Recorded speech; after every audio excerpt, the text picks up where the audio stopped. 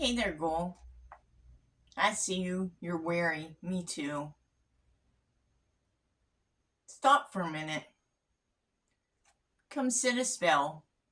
And let's go back to childhood. When we were so much quicker to smile and full of wonder. Remember this?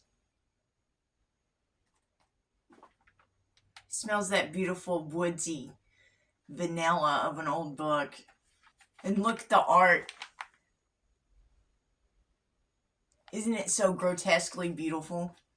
Let me read you a story. Aaron Kelly's Bones. Aaron Kelly was dead. They bought him a coffin and had a funeral and buried him.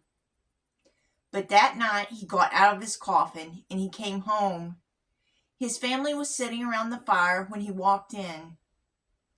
He sat down next to his window and he said, "What's going on? You all act like somebody died. Who's dead?" His widow said, "You are." "I don't feel dead," he said. "I feel fine." "You don't look fine," his widow said. "You look dead. You better get back in the grave where you belong." "I'm not going back into the grave until I feel dead," Aaron said. Since Aaron wouldn't go back, his widow couldn't collect his life insurance. Without that, she couldn't pay for the coffin, and the undertaker said he would take it back. Aaron didn't care. He just sat by the fire, rocking in a chair, warming his hands and feet. But his joints were dry, and his back was stiff, and every time he moved, he creaked and cracked. One night, the best fiddler in town came to court the widow. Since Aaron was dead, the fiddler wanted to marry her. The two of them sat on one side of the fire, and Aaron sat on the other side, creaking and cracking. "How long do we have to put up with this dead corpse?" the widow asked. "Something must be done," the fiddler said. "This isn't very jolly," Aaron said. "Let's dance." The fiddler got out his fiddle and began to play. Aaron stretched himself, shook himself, got up, took a step or two, and began to dance.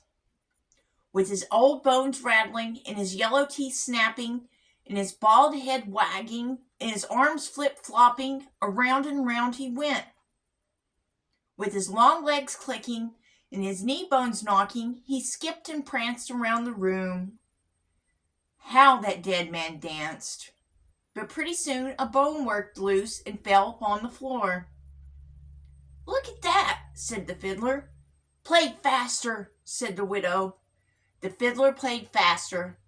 Crickety-crack, down and back the dead man went hopping, and his dry bones kept dropping. This way and that, the pieces kept popping. "Play, man, play!" cried the widow.